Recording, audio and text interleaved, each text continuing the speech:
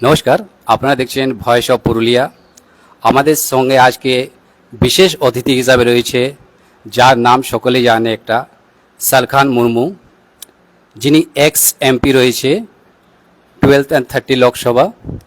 বিশেষ সাক্ষাতে আমরা উনি একটা বিশেষ পরিচিত হিসাবেও রয়েছে সিঙ্গেল বেঞ্চ অভিযান হিসাবে।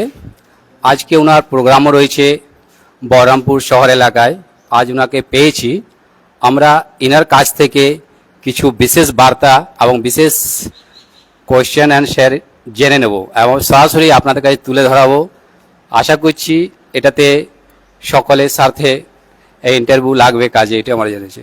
আপনাকে ভয়েস অফ পুরুলিয়ায় আসার জন্য অনেক ধন্যবাদ। नमस्कार।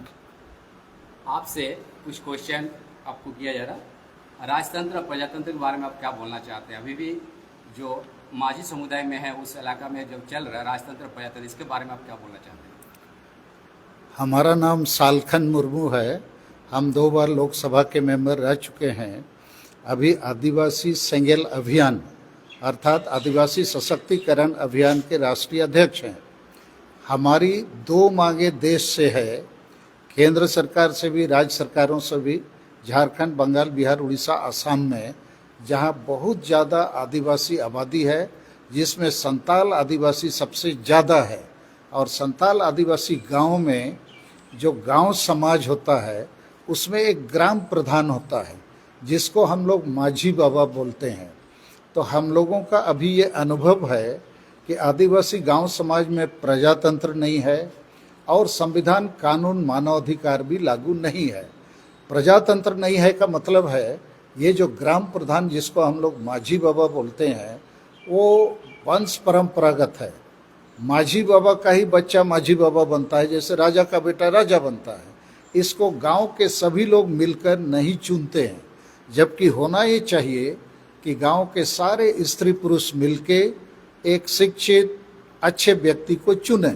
तो अभी चूंकि ये वंश परंपरागत है तो 99% माझी बाबा जो हैं पुराने सोच वाले हैं, अधिकांश अनपढ़ हैं, पियक्कड़ हैं, संविधान कानून नहीं समझते हैं और पूरा गुंडागर्दी, जोर जबरदस्ती का काम करते हैं। गांव के लोगों को डायन के नाम से मारना, बेवजह जुर्माना करना, बेवजह किसी का भी सामाजिक बहिष्कार करना। तो हम लोग की मांग है सरकारों से और प्रत्येक जिला के डीएम और एसपी से कि हमारे गांव में भी वो जो वंश परंपरागत राजा का बेटा राजा बना हुआ है माझी बाबा के रूप में, उसकी जगह गांव के सारे लोग मिलकर अपने गांव के प्रधान को चुने। जैसे वार्ड मेंबर का चुनाव होता है, पंचायत प्रधान का चुनाव होता है, जिला परिषद का चुनाव होता है, एमएलए एमपी का चुनाव होता है। भारत देश प्रजातांत्रिक देश है, तो आदिवासी गांव समाज में भी प्रजातंत्र पद्धति से गांव का प्रधान या माझी बाबा का चुनाव होना चाहिए। आपको बोलना है कि जो माझी बाबा है उसको आप चुनाव के तरीके से लाना चाहते हैं समाज में, माझी बाबा को? हाँ, चूंकि देश में प्रजातांत्रिक पद्धति को स्थापित करने के लिए चुनाव ही रास्ता है। चुनाव का उद्देश्य होता है ज़्यादा लोग जिस चीज़ को पसंद करेंगे, जिसमें सहमति देंगे, वो सही होगा। तो गांव में मान लीजिए एक गांव में 100 परिवार आदिवासी संताल है, तो 100 परिवार के लोग यदि 500 होते हैं तो 500 लोग मिल बैठ के तय करें कि गांव का ग्राम प्रधान या माझी बाबा किसको बनाया जाए, ताकि गांव में जो अभी भी शिक्षित लोग हैं, समझदार लोग हैं, जो पियक्कड़ नहीं हैं, सभी लोग पियक्कड़ या मूर्ख नहीं हैं, लेकिन उनको वो ग्राम माझी के सामने गुलाम की तरह झुकना पड़ता है, क्योंकि ग्राम माझी के बगैर सहमति और आशीर्वाद के गांव में किसी भी परिवार का छूत छठियार, माने बच्चा जन्म लेने के बाद जो काम होता है, शादी विवाह, श्राद्ध, पूजा पाठ, पर्व त्योहार, कुछ नहीं हो सकता है। तो बहुत लोग माझी बाबा के तानाशाही, गुंडागर्दी, जोर जबरदस्ती के फैसलों का विरोध तो करते हैं, लेकिन खुलकर नहीं कर सकते हैं, क्योंकि उनको डर बना रहता है कि माझी बाबा उनको दंडित करेंगे। सरकार जी, आपसे और एक क्वेश्चन हम लोग पूछने वाले हैं।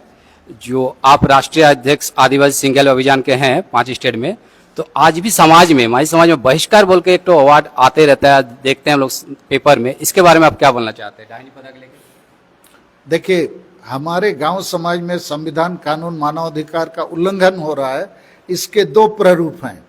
पहला तो डाइन के नाम पर किसी भी निर्दोष महिला को मारना, रेप करना, नंगा करना, अपमानित करना, ये किसी को अधिकार नहीं है। भारत के संविधान ने भारत के हर नागरिक को right to life with dignity माने मर्यादा के साथ जीने का अधिकार दिया हुआ है, लेकिन उसका उल्लंघन गांव के हमारे माझी बाबा लोग करते हैं। दूसरा, किसी का भी सामाजिक बहिष्कार कर देना, गांव में उसका हुक्का पानी बंद कर देते हैं, गांव के लोग बातचीत नहीं करेंगे, पानी नहीं पीने देंगे, नहाने नहीं देंगे, दुकान से सामान नहीं लेने देंगे, उसको किसी भी सामूहिक क्रियाकलाप में शामिल नहीं होने देंगे। ऐसा होने से हमारे बहुत लोग क्रिश्चियन धर्म, क्रिश्चियनिटी की तरफ चले जा रहे हैं। तीसरा है दंड देना, दंडित करना, जिसको हम लोग की अपनी आदिवासी भाषा में डांडोम बोलते हैं, जुर्माना लगाना।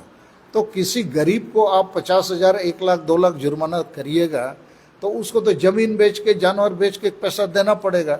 और उसके बाद गांव का माझी बाबा और उसका जो चंडाल चौकड़ी है वो हाड़िया दारू पीता है, मांस मछली खाता है, मौज करता है, वो पूरे दंड के 1 लाख 2 लाख रुपये का। तो ये सारा काम जो है संविधान कानून मानवाधिकार का उल्लंघन है। इसलिए हम लोग ये भी मांग कर रहे हैं कि भारत देश संविधान कानून से चलता है, तो हमारा आदिवासी गांव समाज में भी संविधान कानून लागू होना चाहिए, और हम लोग इसके खिलाफ हैं, ये जो गलत हो रहा है। आज आपका प्रोग्राम है, कहाँ पर ये प्रोग्राम है, क्या शेड्यूल है प्रोग्राम है? बलरामपुर इलाका में, थोड़ा सा बोलिए इन पर। ये बलरामपुर के पास, क्या नाम है जी गांव का? अमारू दिसोम जाहिरगाड़ में एक आदिवासी जनसभा का आयोजन जाहिरगाड़ समिति के हमारे नेता लोग, जिसके प्रमुख हैं गुरुचरण टुडू, इनके सहयोग से हो रहा है। और हमारे आदिवासी संगेल अभियान के जो हमारे मेन नेता हैं, गणेश चंद्र मुर्मू हैं, मनोरंजन हंसदा हैं, सुभाष चंद्र मांडी हैं, और हमारा जिला सभापति हैं सनत कुमार बेसरा, और भी लोग अभी आएंगे। तो हम लोग उसको ये बताना चाहते हैं कि हम लोग को समाज में सुधार लाने के लिए पुलिस प्रशासन का मदद लेना होगा, सरकार का मदद लेना होगा, और जनतंत्र लागू करना है, संविधान कानून लागू करना है। इसके लिए हम लोग लगातार सब जिलों के डीएम एसपी से भी बातचीत कर रहे हैं, क्योंकि बहुत समय उनको भी आदिवासी गांव समाज के भीतर में जो गोलमाल चल रहा है उसकी ठीक जानकारी नहीं है। क्योंकि जब भी हमारे लोग पुलिस के पास, थाना में या बीडीओ के पास जाते हैं तो उन लोग अधिकांश समय क्या बोलते हैं, इटा आपनादेर समाजेर मैटर, आपनारा इटाके माटमिट करुन, आमरा किछु करते पारबो ना। अरे किसी का रेप होगा, मर्डर होगा, बहिष्कार होगा, दंडित होगा, क्या समाज का मैटर है? ये क्राइम का मैटर है। क्रिमिनल वे में इसको थाना पुलिस प्रशासन के मदद से सॉल्व करना होगा। चूंकि भारत देश में कोई भी समाज या धर्म संविधान से बड़ा नहीं है, इसीलिए सुप्रीम कोर्ट ने 3 तलाक के मामले पर फैसला दिया है। सुप्रीम कोर्ट ने साबरीवाला मंदिर के मामले में भी फैसला दिया है। तो हम लोग चाहते हैं कि संविधान कानून के तहत आदिवासी गांव समाज में भी सुधार होना चाहिए, और यदि सरकारें, डीएम एसपी इसमें सुधार नहीं लाएंगे कुछ समय तक, क्योंकि हमने राष्ट्रपति जी को, प्रधानमंत्री जी, गृह मंत्री जी को भी चिट्ठी लिखा है, 5 प्रदेश के माननीय मुख्यमंत्री, माननीय राज्यपालों को भी चिट्ठी लिखा है कि इस पर समाधान के लिए आप लोग को सामने आना पड़ेगा।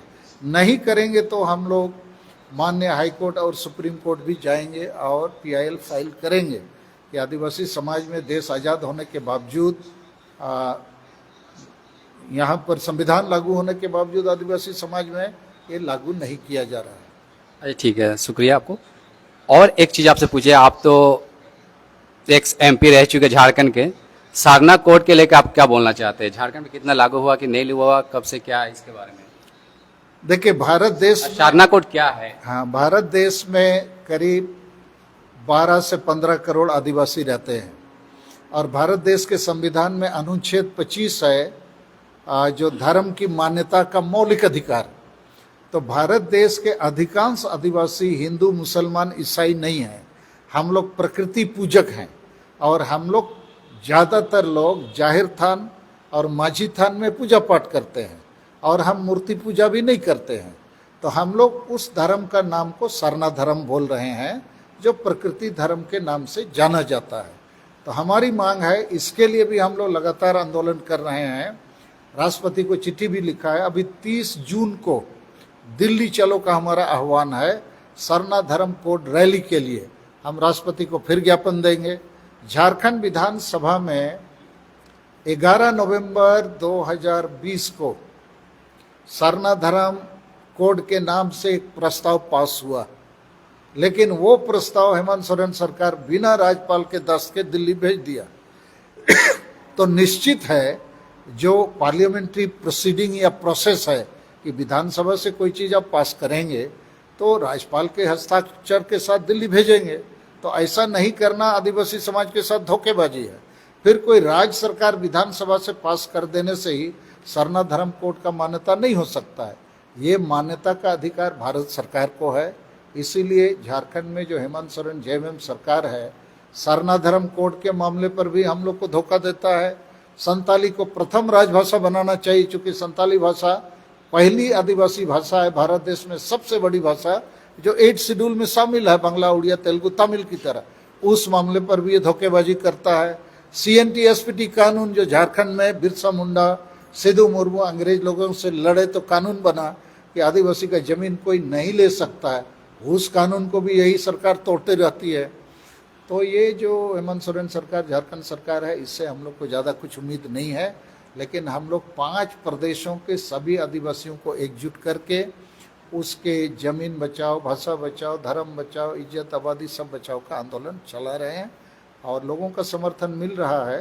पुलिस प्रशासन और सरकारों का समर्थन मिलेगा तो आदिवासी समाज भी बंगाली, बिहारी, उड़िया की तरह आगे बढ़ सकेगा, ऐसा हमको पक्का उम्मीद है। अभी 5 स्टेट में आपका सिंगल बेंच अभियान जो चल रहा, तो कमिंग टाइम में जो है आपका बंगाल में भी कुछ राजनीतिक चुनाव में कुछ आने वाला है क्या आपका यहाँ से?